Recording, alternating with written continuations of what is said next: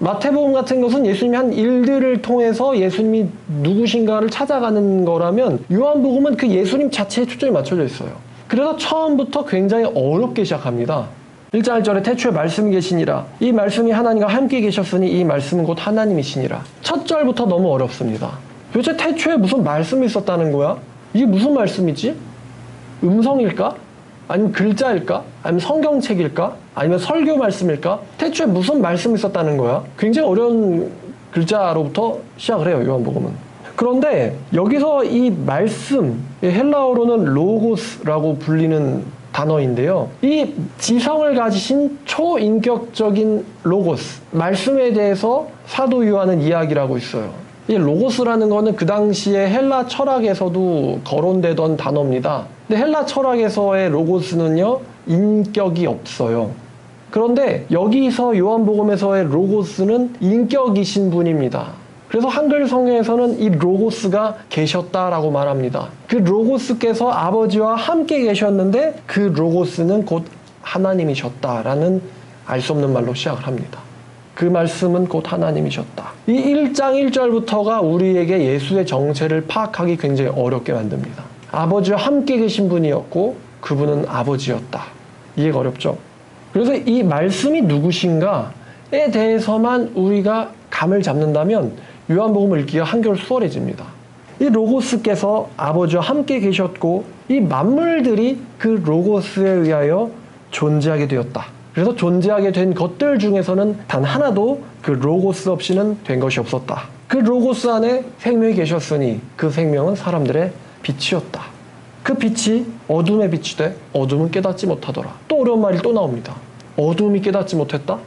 성경은 예수 그리스도 혹은 하나님을 찾는 자들을 빛의 자녀라고 말합니다. 빛의 자녀, 빛의 자녀, 성경을 읽다 보면 나오죠. 그럼 빛의 자녀는 하나님의 자녀와 같은 말이에요. 그럼 어둠의 자녀는 하나님의 자녀가 아닌 자들이겠죠. 하나님의 자녀가 아닌 자들에게 이 로고스가 비추었지만 그 자들은 로고스를 알아보지 못했다는 거예요. 왜냐? 그들에게는 이 로고스가 거할 뭐가 없었다? 자리가 없었다는 거죠. 그들은 로고스를 증거하는 길을 가려 하지 않았다. 그래서 알지 못했다는 거예요. 깨닫지 못하더라. 하나님께로부터 보내심을 받은 사람이 있으니 그의 이름은 요한이라. 그가 증언하러 왔으니 곧 이 빛이신 존재에 대하여 증언하고 모든 사람이 자기로 말미암아 믿게 하려 함이라. 빛을 증거하려고 왔어요.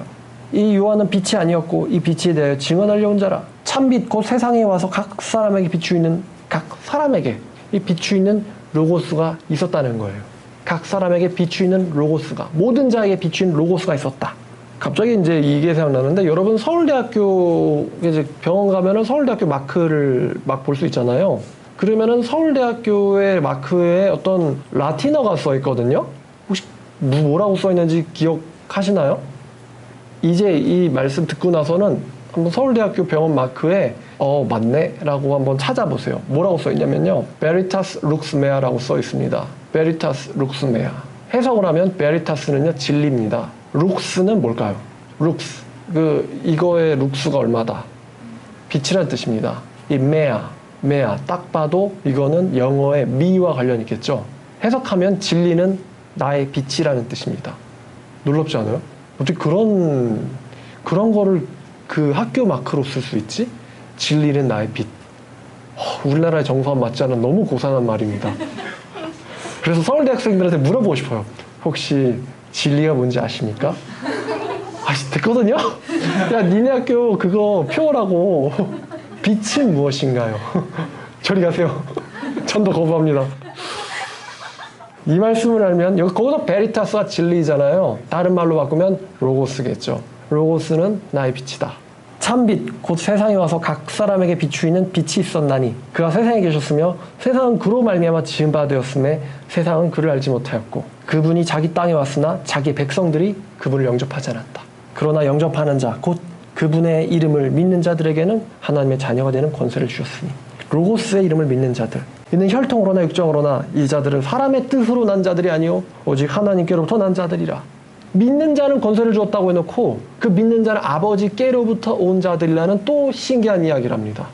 믿으면 누구든지 생명을 받지만 그 믿는 자는 자신의 뜻으로부터 믿는 것이 아니요 아버지께로부터 온 자들이라는 거예요. 요한복음은. 신기한 관점에서 보고 있습니다. 땅에서의 관점에서도 이야기하지만 하늘에서 아래로 내려오는 관점으로도 이야기해요. 아버지께로부터 난 자만이 나를 믿는다 라는 거죠. 앞으로 서울대학교 정도할 때 많이 써먹어야겠다. 야, 니네 학교 그게 베리타스 룩스메 하잖아. 거기서 무슨 뜻인지 너 좀 설명해 볼래? 이건 예수님을 모르고선 말할 수 있는 개념이 아니에요. 빛이 뭐야? 진짜 이 빛이야? 진리가 빛이라잖아. 너를 넘어지게 않게 하는. 그 진리는 뭘까? 뭡니까? 당신 교표예요. 뭐예요? 얘기해 보세요. 아마 대답 못 할걸? 자, 그래서 이런 사람들은 하나님께로부터 왔다. 그리고 그 로고스가 육신이 되셨다.